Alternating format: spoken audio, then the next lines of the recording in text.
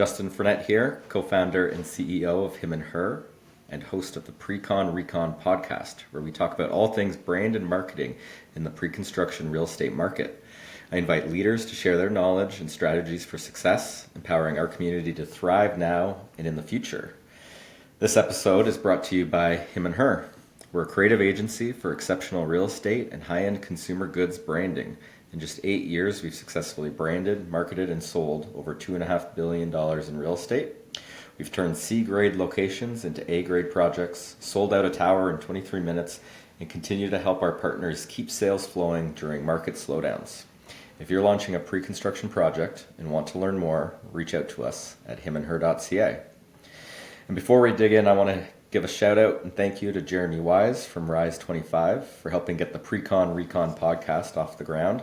If you're looking to get a podcast started, they are the ones to trust. Check them out at rise25.com. Today, I have with me Loren Jackson from Him and Her. Loren grew up surrounded by the world of construction and real estate with a contractor dad and a mother who had a knack for buying, updating, and selling homes for profit. Her passion for the industry started early. She began her career in advertising at Cossette in Toronto before moving to the Kitchener-Waterloo area, where she transitioned to the client side as brand and marketing lead at Granite Homes, a low and mid-rise builder based in Guelph. During her 4.5 years at Granite, she gained deep experience in the pre-construction industry, launching new projects and navigating the challenges of selling homes during a global pandemic. In 2022, she joined Him and Her as a marketing strategist, returning to agency life to work with a broader range of builders and projects. Now she's helping bring new communities to life, working closely with clients to craft strategies that drive sales and engagement throughout the entire development life cycle. With a passion for urban development and architectural design, she sees marketing as playing a pivotal role long before the first ad campaign launches, shaping the narrative and identifying new communities from the ground up. Loren, thanks for joining me today. Thank you. Now, is it true that your parents' home was in a recent Hallmark movie? It is. Last February, they filmed for about 2 or 3 weeks, and the date before Christmas, I believe it's called, by Hallmark, was filmed at my parents' house, which they actually built themselves from foundation all the way to all the finishing touches. So it's a true testament to craftsmanship, and seeing it come to life in a movie was really exciting for all of us.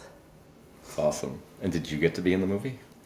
I did not. There could be, my bedroom is in the movie, and there are a couple of photo collages in the background that I'm probably in, but no, there was no cameo by anyone in the family.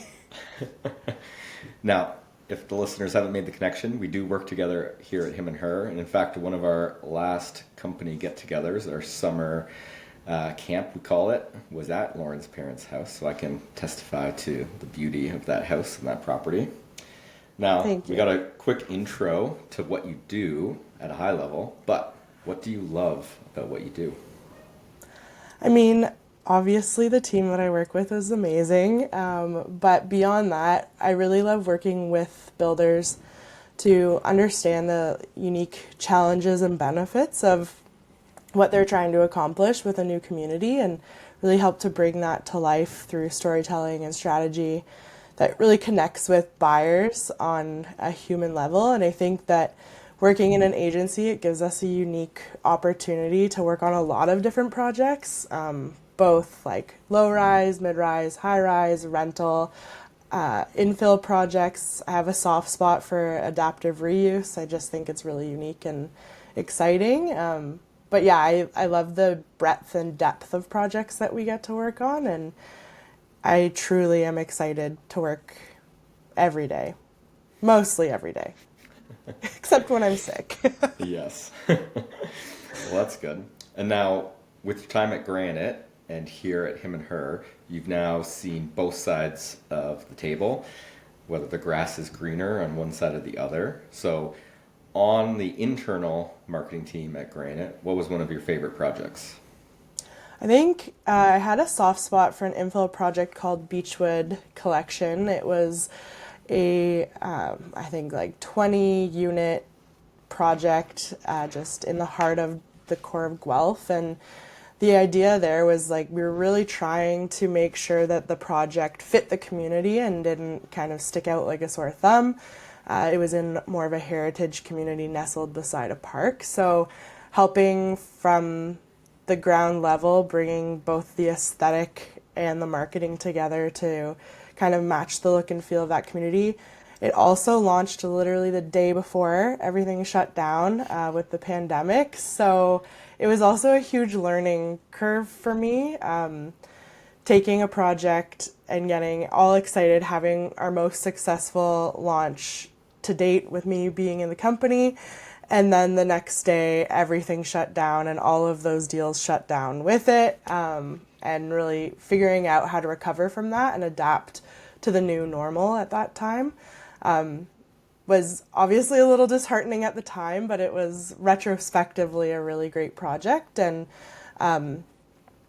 every time I drive by it, I kind of have fond memories of working through that one. That's amazing. And what about on the agency side then? What's been a favorite project? I would say that with the adaptive reuse projects that the BMI group does in Stratford, there are a couple kind of hillside homes we brought to market last year, I believe. And just really, again, speaking to the heritage of the community, I definitely find myself drawn more to those projects where you're really trying to work with the surrounding community to create something that both fits the look and feel of the area to not ruffle too many feathers, but also to create something that's really beautiful and really exciting for potential new homeowners.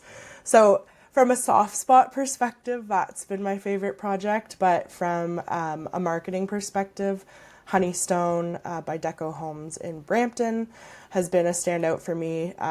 It's been a longer term project based on the market conditions and really working with that team to create not only a really beautiful brand and brand story, but to also work through multiple phases of that project and keep the momentum going throughout different phases.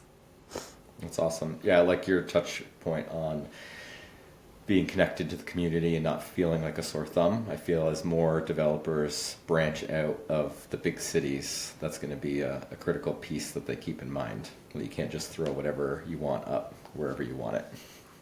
Not in today's market.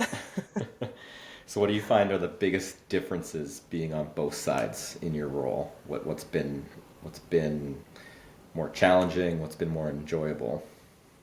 I think that, there are benefits and challenges to both. I think one of the big things working on an in-house team is your access to information. You're at those project meetings from the very beginning, so you've seen every site plan variation, every floor plan variation, and on the agency side, it's hard to get that level of information, both in terms of time and the capacity that we have to review all of that, but also your client remembering or being willing to bring you along that journey with them. So I find that can be a little bit of a gap, and a learning curve for me was to make sure that I'm asking for those things so that we can really bring the marketing together to match the project goals more accurately. And so that's been kind of a challenge or a learning curve for me. I think that on the more challenging side on the in-house is that you're working on like 1 to 2 projects a year, which from a workload perspective seems like it would be very light, but because you're only working on 1 or 2 projects a year, you're overthinking every single thing that you do, and you spend a lot of time reinventing the wheel over and over again, when you could be a lot more efficient with your time if you didn't have as much of it. So I would say that working on the agency side really teaches you to try, and if it doesn't work, try again, but not dwell on things for a million years before you put anything into the market. Because as we know, the rate of communication is really high. So there are so many opportunities to communicate with people that not every single one needs to be absolutely 100% perfect. It's about trying things and then analyzing the data to improve. I love Does that answer your question? It does. Perfect. And so you answered that a little bit in that the agency can help bring some speed or not overthinking to the equation. Is there anything else you see now on the agency side that when you were sitting on the internal role brings the most value to the challenges internally? Yeah, I think that, I mean, him and her was my agency when I was working at Granite, so we have a long history. But I think one of the things that really stood out to me on the client side was that, you know, often on the client side, you're working for a home developer, you're not working with a bunch of other marketers necessarily. So having that professional group of people with unbiased third party opinions about what you're doing is so helpful and valuable to really narrow down or kind of edit what you're doing so that you understand, okay, this is what I personally think and what maybe my company has done in the past, but is that the right thing to do moving forward? And working with an external agency really helps you to bounce those ideas off of each other and really come together with the most holistic and most successful plan moving forward.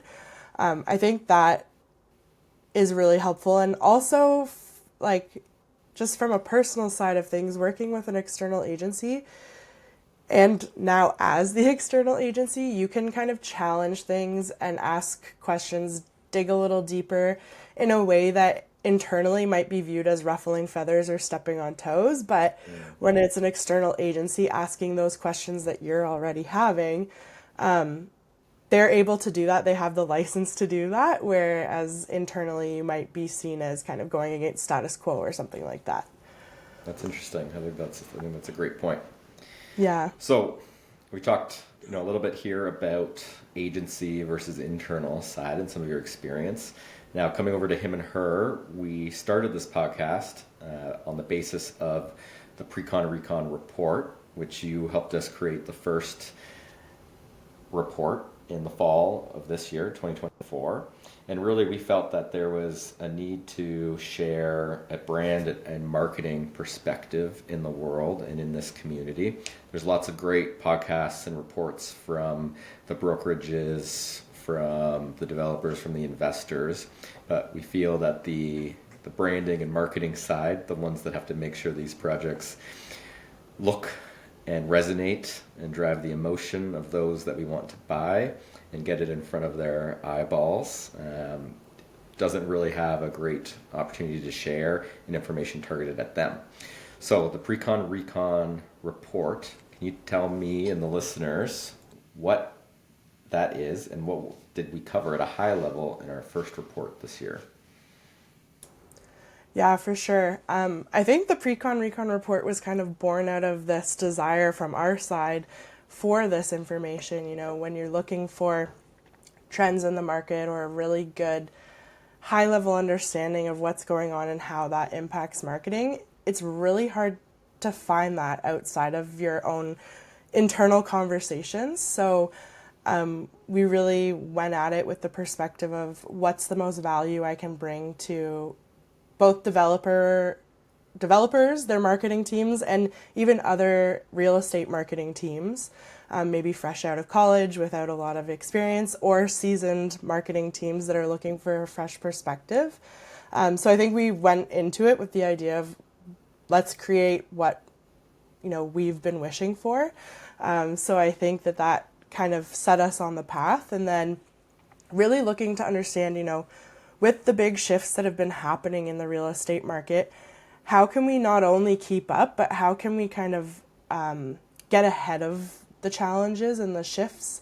We've seen the interest rates go bottom floor all the way back up, and now we're coming back down again. And, I think initially people thought that once those rates started coming back down, that buyers would just go nuts again. But I think that, one, investors aren't really buying anymore in the same capacity that they were.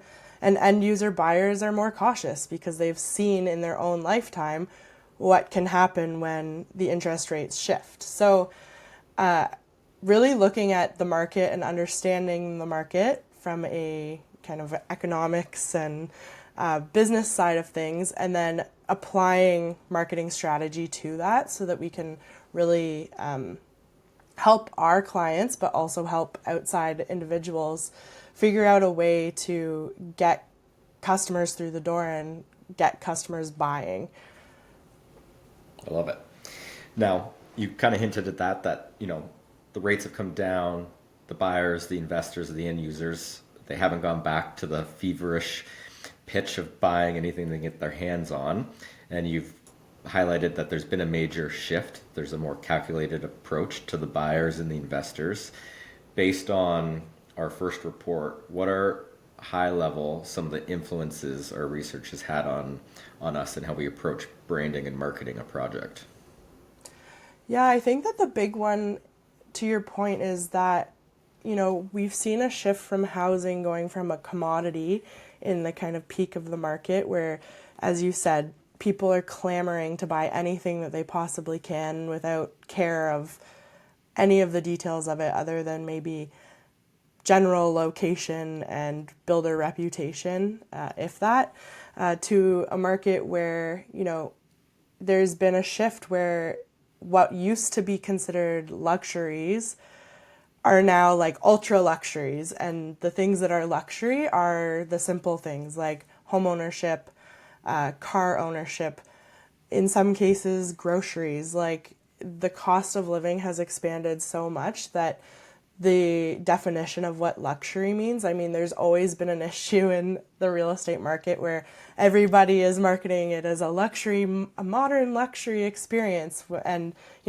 if everything's modern luxury, then nothing is modern luxury, is kind of my opinion personally. But when we think about what luxury truly means, that has shifted. So the principles that go into what would typically have been a luxury purchase, say a Rolex or a Mercedes or whatever it may be, you need to take some of those sales and marketing approaches and apply them to the housing market. So a lot of that is centered around the customer and creating this unparalleled customer experience that we really weren't seeing in the days of like, I'm not going to answer any of your emails, show up with a check or don't.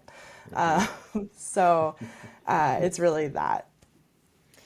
And that's a really great point. And I would say selfishly, that is where we've excelled as a partner to our development clients, because the second niche to him and her is high-end consumer goods.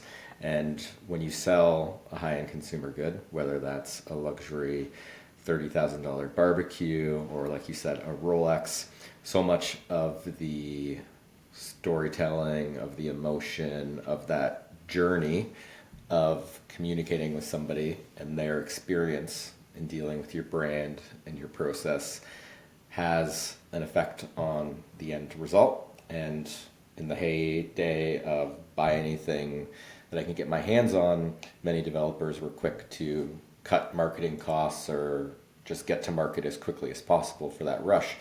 But they've come to realize that you can't do that anymore. And our opinion has always been that if you put that effort in from the beginning, no matter what, whether the market is hot or whether the market is cold, you're building up your reputation as a developer, as a builder, as one who cares about the user, who has a quality experience. And that has to do with everything from your corporate touch points to your project touch points. So I think that's great. And that leads to my next question around, that storytelling. What role does that play in establishing an emotional connection with these buyers beyond just what's the location and what's my amenities?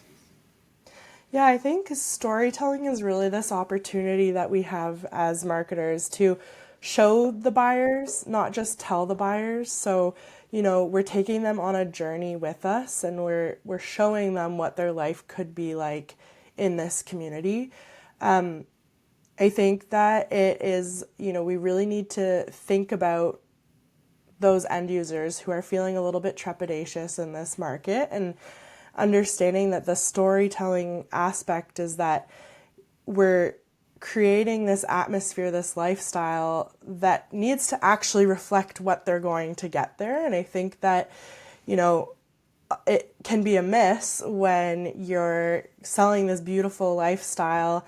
And I've heard it before where, you know, the model home is like decked out to the nines, and then most people are buying at a base package level or a little bit above. And, you know, there's a bit of a disconnect there. So making sure that that story pulls through the whole experience. And that's everything from the initial landing page, you know, what kind of emotions does that evoke, all the way through to the sales reps and how they treat customers when they walk in the door and what their communication policies and tactics are. So from a high level perspective, storytelling goes beyond just like the narrative part of it. But then I also think that from that perspective, you have to use kind of, you know, emotional draws throughout the storytelling that it goes beyond, you know, we have hardwood flooring and quartz countertops.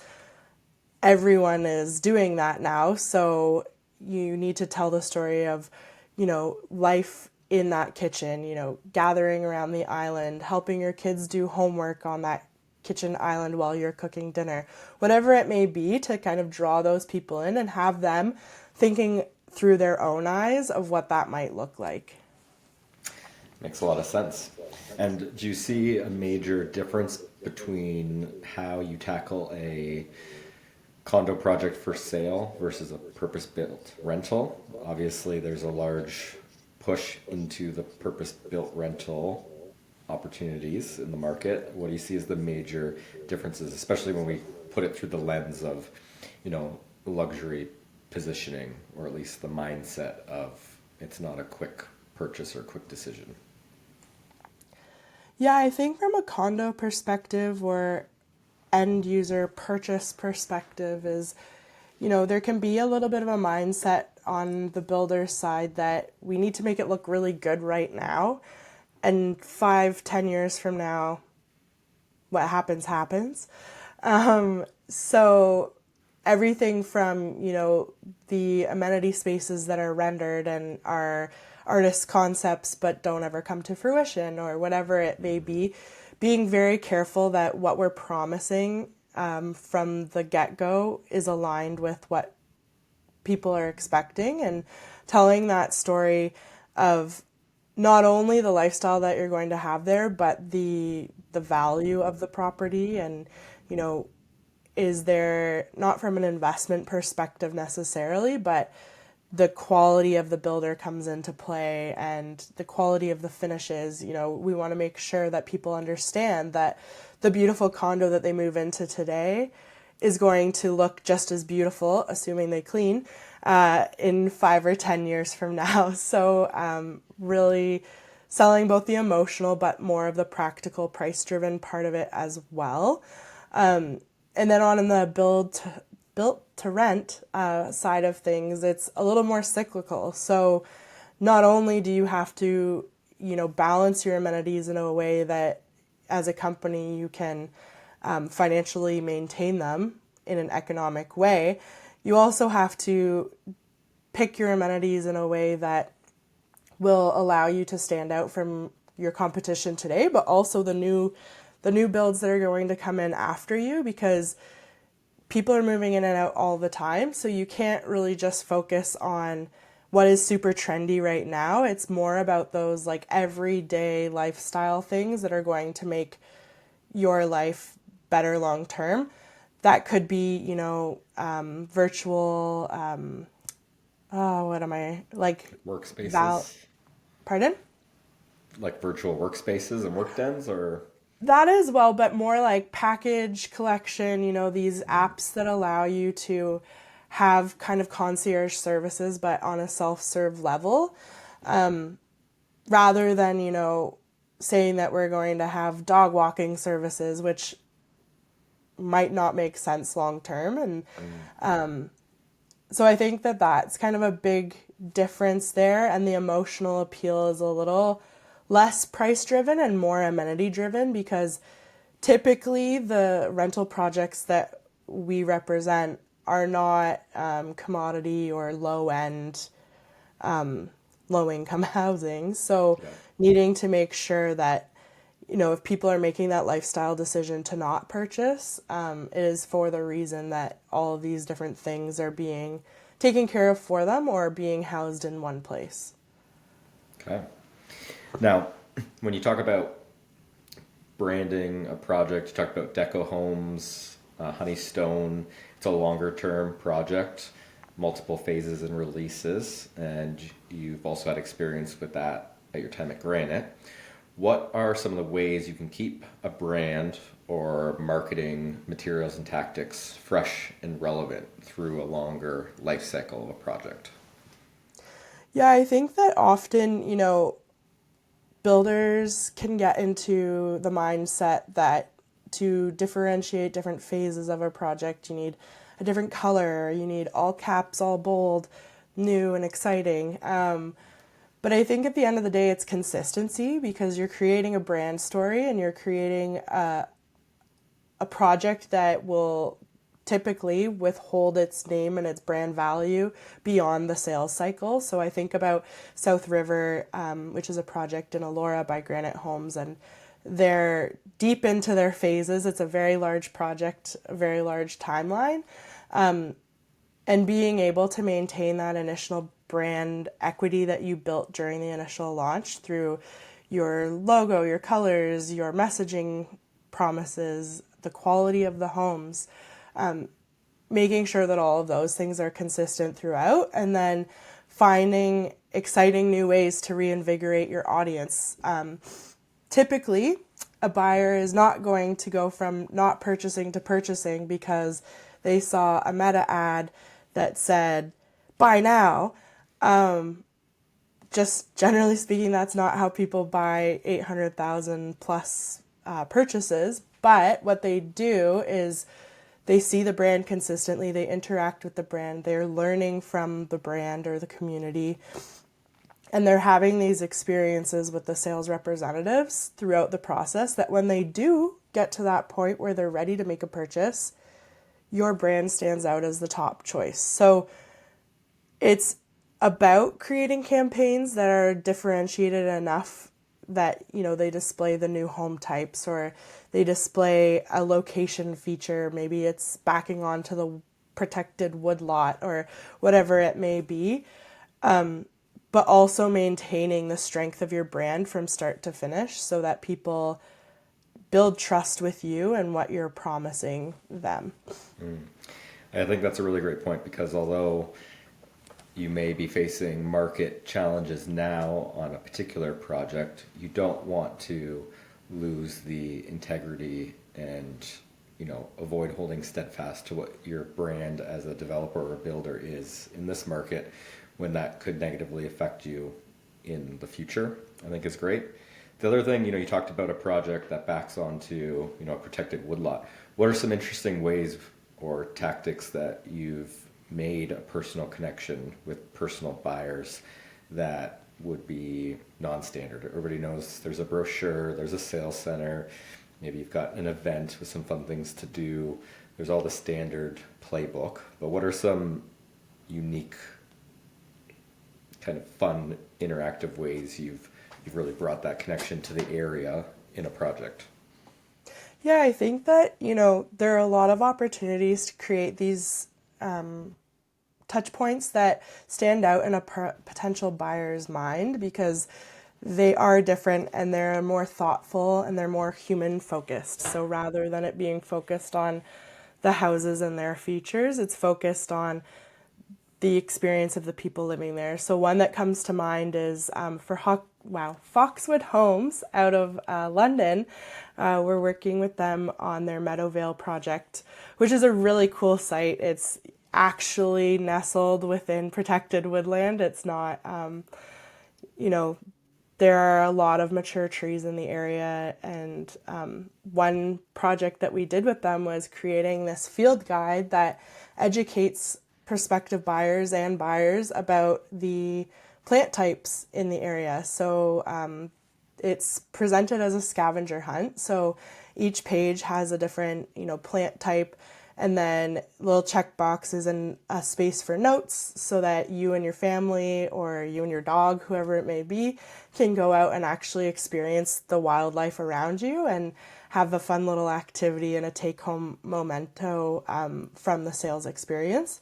So that's one that stands out. I think a lot of them have to do with those little kind of event-driven take-homes. So, I think about South River again with Elora being such a beautiful, picturesque town. A project that we did and him and her brought to life for us was a see and do guide. So it brought people into the sales center and then gave them this takeaway to help them navigate their potential new hometown. So giving them an idea of where the best restaurants and the best art galleries and activities are for them and their family. So really finding ways to give them an excellent experience when they're in the sales center or in an email, whatever it may be, but then giving them something to take away to remember that experience by, so that they're always kind of drawn back to it. I know I have a see and do guide on my shelf at home, and every once in a while I flip through and I always say to my husband, like, we know how to go to Elora. Like, there's a lot to do there. It's a beautiful town, and it also, an earlier project, Blackstone, not just an emotional connection, not just helping, a potential purchaser see their life in a particular location and amenity base, but Blackstone was on the edge of town. It's considered a C-grade location. It was viewed as a negative that you were on the outskirts of town, and we did a similar countryside guide that turned it into a positive. You're still in town, you still get all your groceries and amenities, you still have a reasonable drive to work, but we highlighted all of the amazing grocery activity and just lifestyle events that are just a couple minutes into the countryside that can be an adventure for your family, that really turned that into a positive versus a negative, which is great. Now, the report, in the Recon report, it also talked about the importance of segments, personalization. Those are buzzwords we hear. How can builders and developers better use data to segment their audiences and tailor their marketing strategies? Because I don't know about you on the inside at Granite Homes or others, but what I've seen traditionally is most developers or builders on average don't do a good job of maintaining their data, being strategic with their data, or they just let their partners, whether it's a marketing agency or a brokerage, own all of the data. So how have you seen the advantage of using data to better tailor our marketing strategies and messages? Yeah, I think it's a huge opportunity to use segmentation, and I think all builders and marketing teams are using it to a certain extent, but with the way that things are headed from a technology perspective, there are a lot of new opportunities that didn't exist 5 years ago. I think about from just a functional perspective, often when we're setting up a website, the lead form is going to our MailChimp or whatever other email platform is being used by the marketing team. It's being housed there. But the sales team typically is using Salesforce or some other builder-specific system for managing their leads and the projects as they work through the process. And I think connecting those two in a way and encouraging your sales teams to make sure that they're referencing that data as they go through the sales process. So understanding, okay, this person who's coming into the sales office today, I just met them. I quickly looked them up and I see that they've opened every single email we've sent them 10 different times.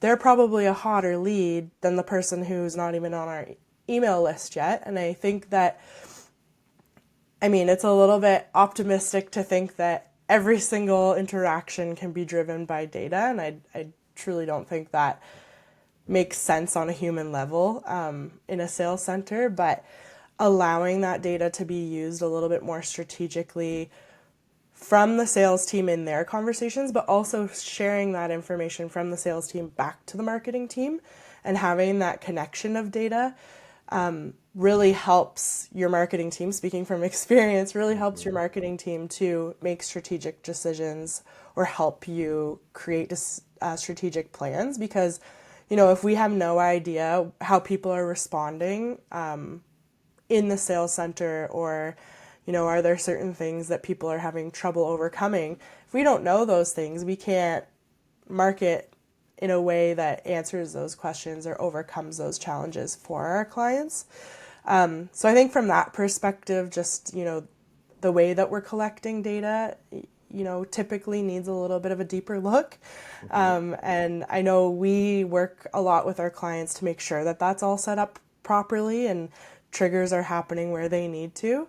But I know on the internal side, where the tech knowledge isn't to the same level, there can be some misses there. I think from a using that information perspective, there's a lot of opportunity to collect a little more data up front so that we can personalize the messaging that we're sending to people. A person who is buying as an investment, or somebody that has a baby versus somebody who's recently an empty nester, they all have very different budgets, goals, uses of a space. And to send marketing that is just generic to all of them, it works to an extent, but best case scenario is that we're speaking to each of those audiences more directly, to really bring them along that journey faster and put them into those spaces in their mind. Yeah, and I like how you highlighted both sides of that coin of there's the individual themselves and what do they care about in their purchase decision. There's also the project itself. I can think of, small wins are as easy as what are the floor plans people are looking at on the website from an analytics perspective.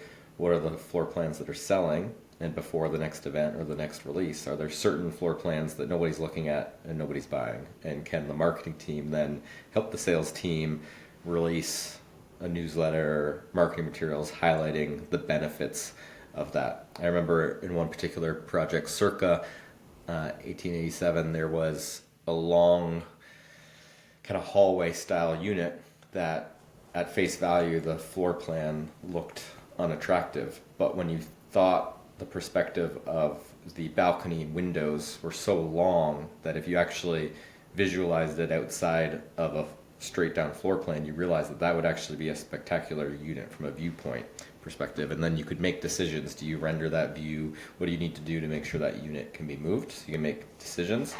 And I think I like how you talked about starting earlier with the data.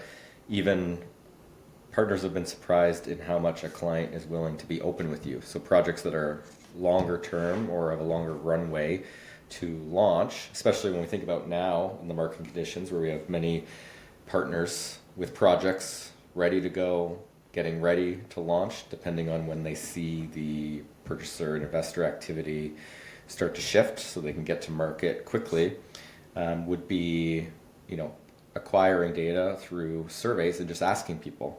I could think of a project where in the past we released a newsletter with a survey of several different mood boards of suite color packages, and we just asked the lead list, which ones do you like the most?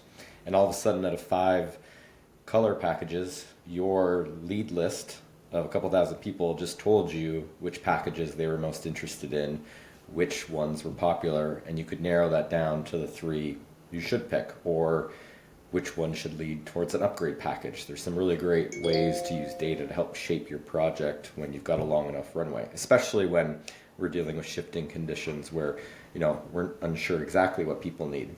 I think, even earlier when we were talking about buildings, whether condo or rental, and the amenity spaces, more and more people can't afford detached homes, townhomes. And so as we look at condos or rentals, what are the amenities that in the reality families are going to need? Are there more children's centers or daycares, or what are some of the more lifestyle amenities that could be driven? And I think we can't be afraid to just ask. And if you can be better as a developer and not even look at it on a project by project basis, but start to collect your customers and your lead data and really take care of them, they're more open to being able to reach out and communicate with them and ask really what they need and what they want. Yeah, I think that, anytime that Go ahead.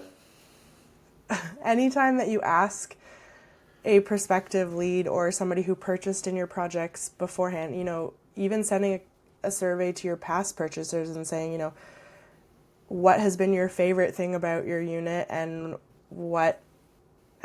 asking about challenges can open up a bit of a can of worms, but I think that there's a way to do it where you can collect data that says, maybe, I don't know, having built-in microwaves was not the best choice, and in our next project we're not going to do that, whatever it may be. But finding out from your past purchasers as well, who are already loyal customers, to inform your purchase or your projects in the future, I think is really valuable as well. I love it.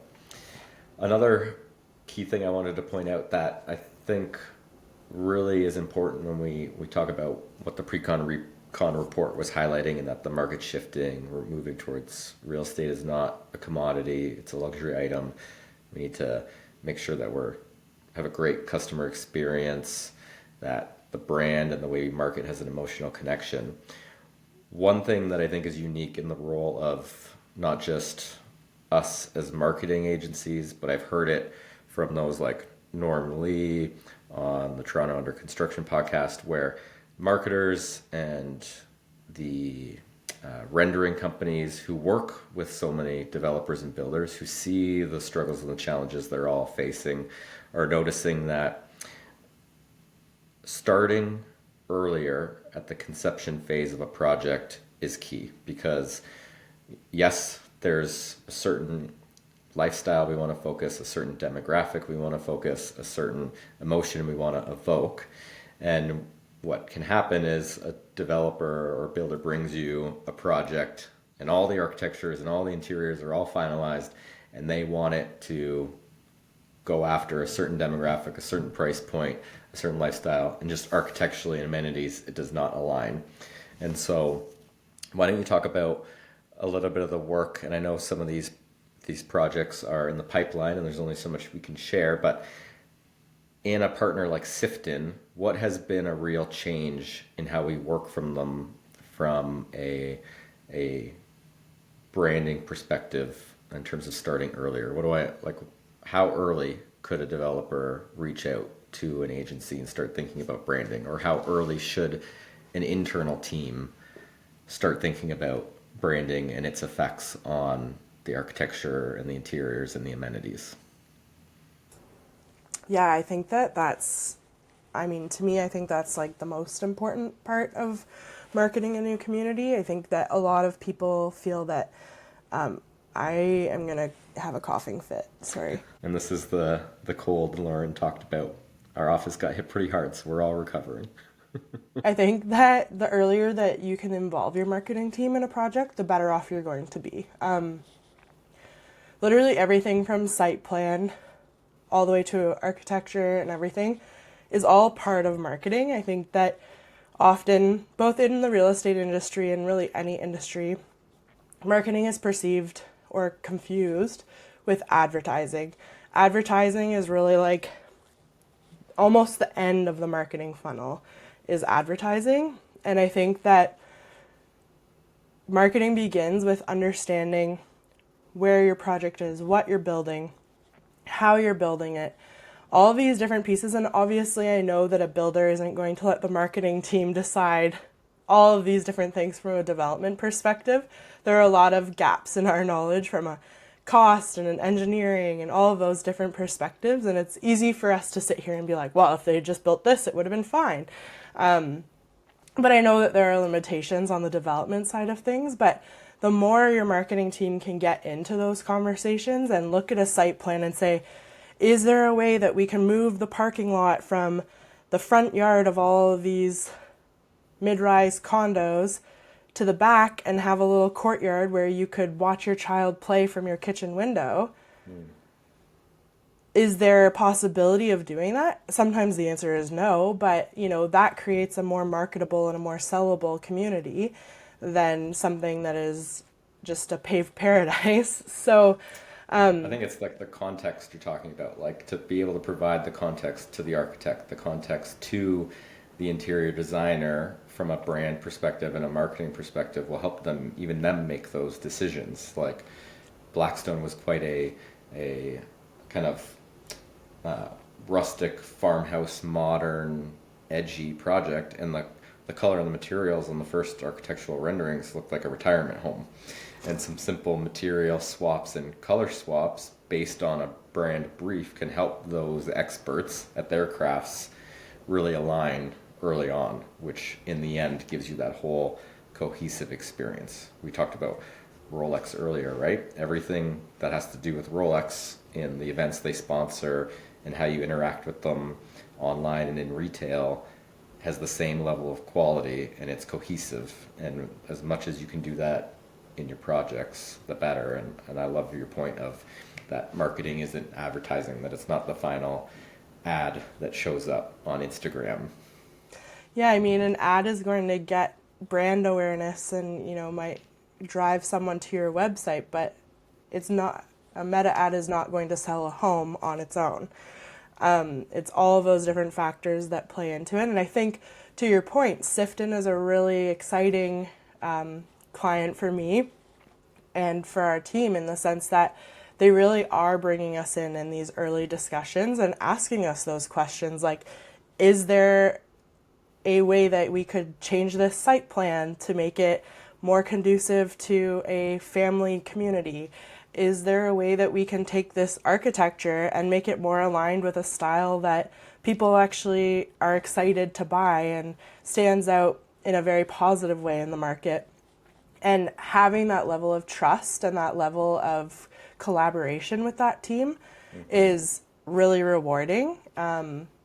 I love those projects, and working with the Sifton team is really great. And you know, helping them, they're massively experts at their craft, and but combining our crafts together in a way that helps to bring the story that we're trying to achieve and the lifestyle that we're trying to create to life in a way that is cost effective without losing out on that personality of the project. I find that a lot of projects in today's market and the market of the most recent past is very cookie cutter, not in a traditional way, in this like ultra modern way that 10 years from now you're going to go, oh, that was built in this time period, and you're going to know exactly when. So finding a way to make these communities really sellable now, but also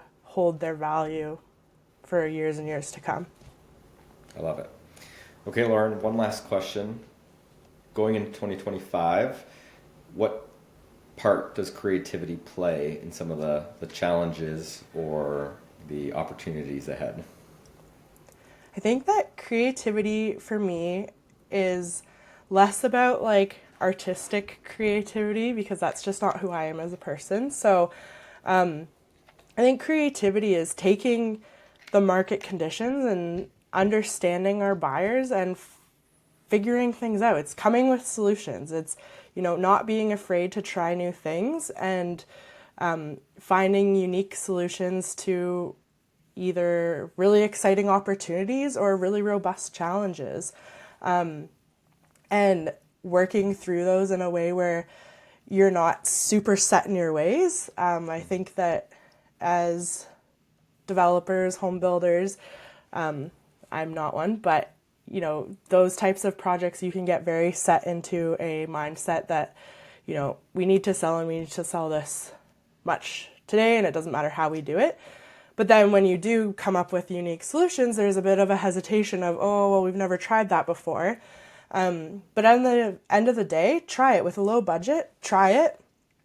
And if it didn't work out, you learned from it, you collected data from it, and you can apply that to your next project. So yeah, really just bringing that creativity to problem solving and coming up with solutions with and for our clients.